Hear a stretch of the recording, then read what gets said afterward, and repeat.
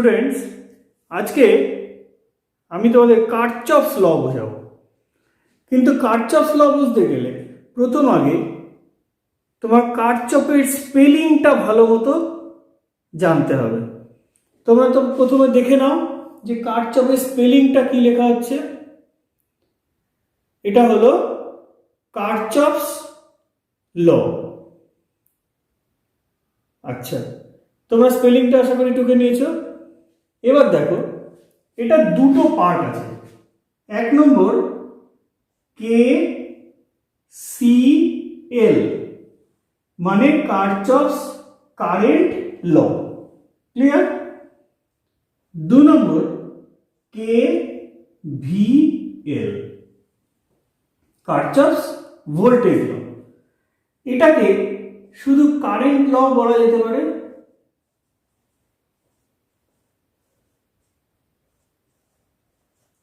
এটাকে শুধু voltage law বলা যেতে পারে।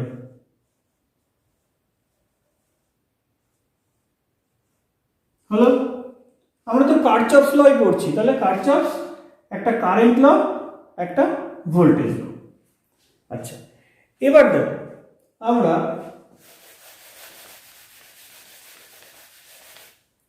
প্রথমে KCLটাকে দেখব। আমরা এখন KCL এটাকে এক্সপ্লেন করব।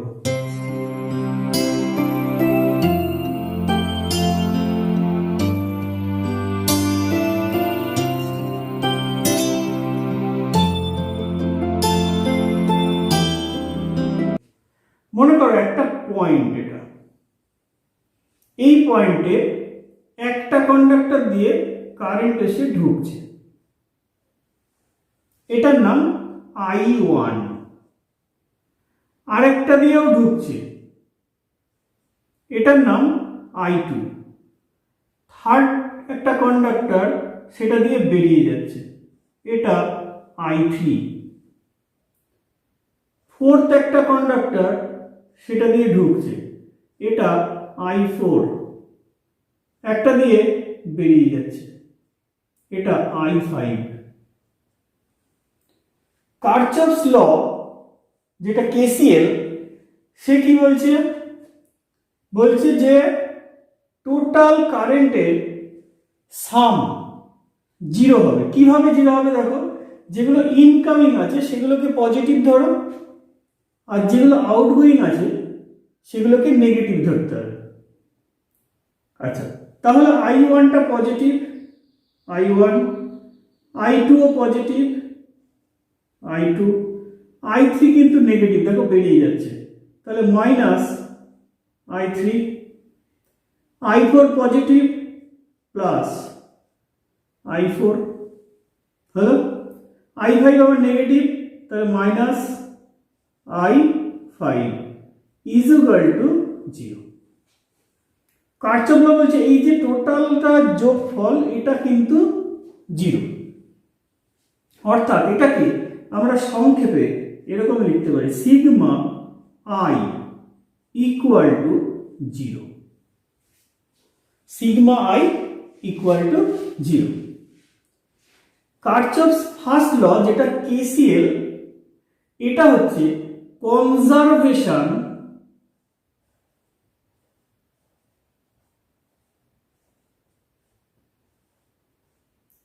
অফ চার্জ,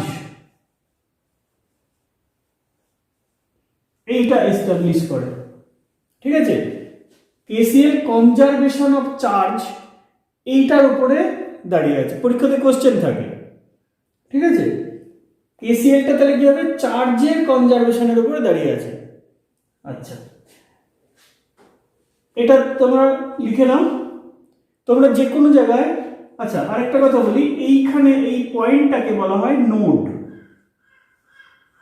অর্থাৎ আমরা যে কোনো নোডে যখন ইনকামিং কারেন্ট আসবে সেগুলোকে পজিটিভ ধরবো, ওখান থেকে যেগুলো আউটগোয়িং হবে সেটাকে আমরা নেগেটিভ ধরবো, ধরে টোটাল সামটাকে 0 করব। ক্লিয়ার হয়েছে KCL? আচ্ছা, এবার এটাকে আমি তিনটে দিয়ে এক্সপ্লেন করি। তিনটে দিয়ে তাহলে একটু তোমাদের কাছে হয়তো ইজি হবে। মনে করো একটা নোডে দুটো জায়গা দিয়ে কারেন্ট ঢুকছে, দুটো কন্ডাক্টর দিয়ে কারেন্ট ঢুকছে এই নোডটাতে, এবং একটা দিয়ে বেরিয়ে যাচ্ছে। তাহলে এটা I1 ধরো, এটা I2 ধরো, এটা I3 ধরো। এটার ক্ষেত্রে কি হবে দেখো, I1 প্লাস I2 এই দুটোর যা যোগফল হবে সেটাই তো এখান দিয়ে বেরিয়ে যাবে। তাহলে ইজ ইকুয়াল টু I3। এই কথাটাই কিন্তু KCL বলেছে। এটাকে বাঁ পাশে নিয়ে আসলে রাইট সাইড 0, অর্থাৎ দেখো I1 plus I2 minus I3 is equal to 0। এইটাই KCL বলেছে, ঠিক আছে। আচ্ছা, এবার আমরা KVL এটাকে নোট করব।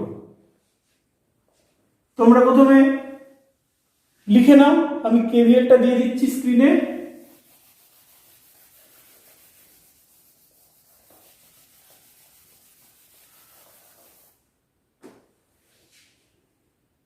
আচ্ছা, এখন আমরা KVL এটা বুঝবো, অর্থাৎ কারচফস ভোল্টেজ ল।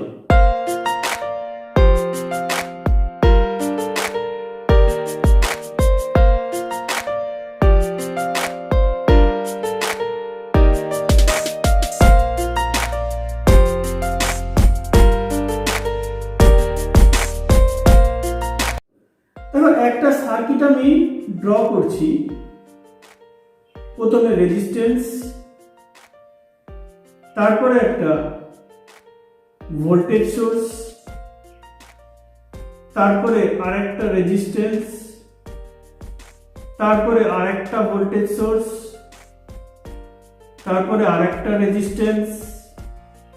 এখানে ভোল্টেজ সোর্সটাকে আমি উল্টো করে লাগাচ্ছি, তারপরে আবার একটা রেজিস্ট্যান্স, আবার একটা ভোল্টেজ সোর্স, এরকম একটা সার্কিট আমরা ড্র করলাম। এখানে কারেন্ট I পাস করছে, এটা R1, এটা R2, এটা R3, এটা R4, এটা E1, এটা E2, এটা E3, এটা E4। আচ্ছা, এবার নাম দাও A B C D। আচ্ছা, KVL করার সময় লুপ বলে একটা টার্ম তোমাকে সবসময় মাথায় রাখতে হবে। Loop A B C D, যেখান থেকে খুশি স্টার্ট করো, এখান থেকে স্টার্ট করো, এখান থেকে যেখান থেকে খুশি স্টার্ট করো, কিন্তু A B C D A, অর্থাৎ যেখান থেকে শুধু সেইখানে শেষ করতে হবে। এটা কিন্তু লুপের নামকরণের একটা বৈশিষ্ট্য। এখান থেকে শুরু করে এখান দিয়ে ঘুরে এসে এখানে এসে এখানে আবার শেষ করতে হবে, ডি পর্যন্ত শেষ করলে হবে না। লুপ হচ্ছে এমন জিনিস, হয়েছে? আচ্ছা, এবার আমি এ থেকে হাঁটতে শুরু করছি। ধরো এ থেকে আমি হাঁটতে শুরু করছি, কারেন্টের ডাইরেকশন এইদিকে দেখানো আছে, ঠিক আছে? আচ্ছা, তাহলে যখন কারেন্ট এখান থেকে এখানে আসছে তখন ভোল্টেজ ড্রপ করবে।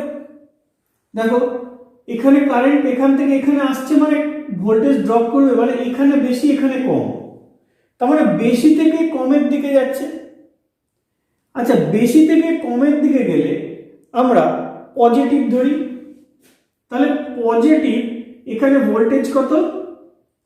IR1 হলো, অর্থাৎ ভোল্টেজ কমলো। কমলে পজিটিভ ধরতে পারি অথবা নেগেটিভ ধরতে পারি, কিন্তু যেটা ধরবো সবকটাতে একই রকম ধরবো। আচ্ছা, তাহলে এটা কমেছে, আমি এটাকে পজিটিভ ধরছি। বলে স্যার কমলে তো নেগেটিভ হওয়ার কথা, পজিটিভ হচ্ছে কেন? ধরতে পারি নেগেটিভ। আচ্ছা ধরো, নেগেটিভই ধরো, পরে আমি নয় পজিটিভ দিয়ে দেখাচ্ছি। নেগেটিভ কমেছে, নেগেটিভ, তাহলে এটা বেড়েছে, এটা পজিটিভ, এখানে তো ভোল্টেজ বাড়বে। আবার এখানে ভোল্টেজ কমবে, তাহলে নেগেটিভ আই আর টু। আবার এখানে ভোল্টেজ বাড়বে, পজিটিভ ই টু। আবার এখানে ভোল্টেজ কমবে, তাহলে নেগেটিভ আই আর থ্রি। আচ্ছা এর এ পাশে আমি আর না লিখে নিচে লিখছি, এখানেই হবে আর কি। এবার দেখো এ আবার উল্টো করে লাগানো আছে, তার মানে এই ভোল্টেজ সোর্সটা ভোল্টেজকে ড্রপ করাবে, তাহলে মাইনাস ই থ্রি। কারেন্ট আসছে আসছে আসছে, আবার এখান থেকে এখানে দেখো ভোল্টেজ ড্রপ করবে, তাহলে মাইনাস আই আর ফোর। আবার এখান থেকে ভোল্টেজ ইনক্রিজ করবে, এখানে ভোল্টেজ বাড়াবে, তাহলে প্লাস ই ফোর। এই টোটাল যোগফলটা হবে 0। এটা কেভিএল এর মূল কথা, কিন্তু অঙ্কে যখন ঢুকবে তখন এটা আরো ব্যাপক রূপ নেবে। ঠিক আছে, আমি একটা অঙ্কের মাধ্যমে দেখাবো। এবার দেখো যেগুলো ভোল্টেজ ড্রপ করেছে সেগুলোকে আমি নেগেটিভ ধরেছি, যেগুলো ভোল্টেজ বেড়েছে সেগুলোকে আমি পজিটিভ ধরেছি। টোটালটা তো 0ই আছে। আচ্ছা এবার পুরো সমীকরণটাকে যদি মাইনাস দিয়ে গুণ করে দিই, মানে মাল্টিপ্লাই করে দিই, তাহলে দেখো মাইনাসগুলো প্লাস, প্লাসগুলো মাইনাস হয়ে যাবে। সুতরাং এই কথাটার মাধ্যমে এটা বলতে চাইছি যে ভোল্টেজ যেখানে ড্রপ করছে সেটাকে মাইনাস ধরো অথবা প্লাস ধরো, তাতে কোনো কেভিএল এর ক্ষেত্রে কোনো পরিবর্তন হবে না। কিন্তু যদি ড্রপটাকে তুমি মাইনাস ধরো তাহলে ইনক্রিজটাকে পজিটিভ ধরো, কি আবার যদি এটাকে তুমি পজিটিভ ধরো এটাকে তাহলে নেগেটিভ ধরো, দুটোকেই একই রকম ধরা যাবে না। ঠিক আছে, যে কোনো একটা কনসিডারেশন নিয়ে তোমাকে এগোতে হবে। তাহলে এখানে দেখো যেগুলোতে ড্রপ করছে ভোল্টেজ সেগুলোকে আমি নেগেটিভ রেখেছি, এই ই থ্রিটা উল্টো করে লাগানো আছে, তাহলে ওখানেও ড্রপ করছে সেই জন্য আমি এটাকে নেগেটিভ রেখেছি। আচ্ছা তাহলে এই ডায়াগ্রামটার থেকে তোমরা কেভিএল সম্বন্ধে একটা ধারণা তৈরি করতে পারলে। আচ্ছা কেভিএল এটা বলে রাখি, conservation of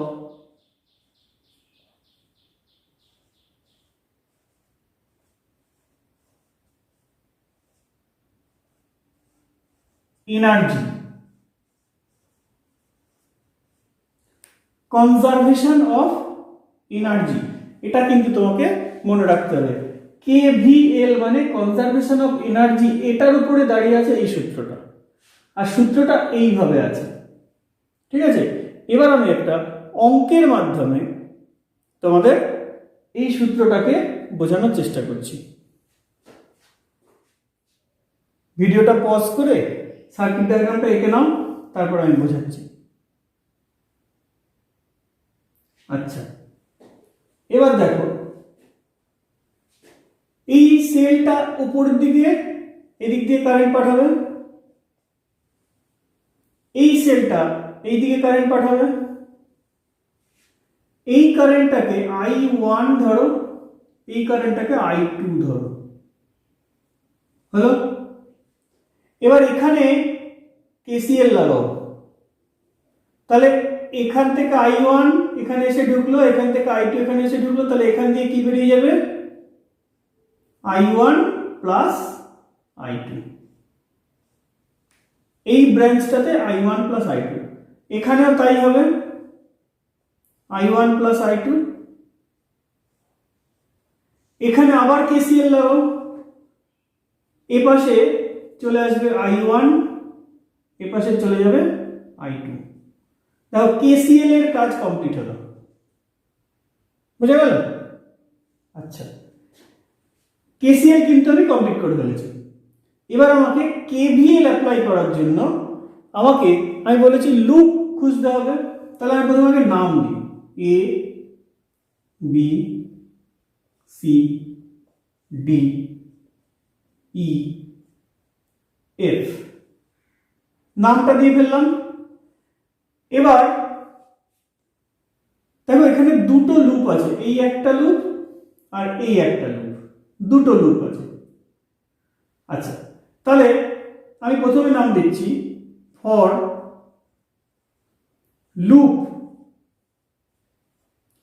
A B E F A, A B E F A, এই লুপটা আমি প্রথমে কনসিডারেশনে আনছি, কেভিএল অ্যাপ্লাই করবো এই লুপের জন্য।